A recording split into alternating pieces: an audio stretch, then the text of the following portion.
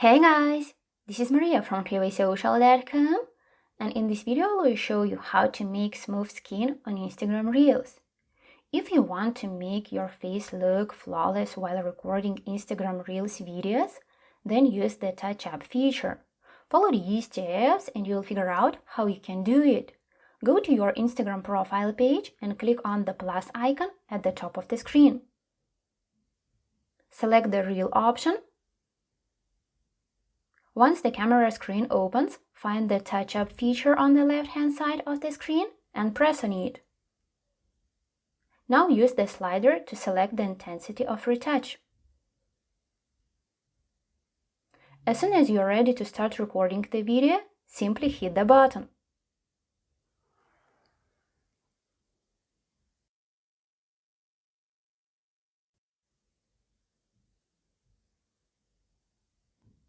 Don't forget that you can also add a sound, use effects, draw or write something on your reel. When your video is ready, tap the next button and share it to Reels. That's it! I hope this guide was helpful and you were able to make smooth skin on Instagram Reels. Don't forget to like this video and visit us at TreeWaySocial.com.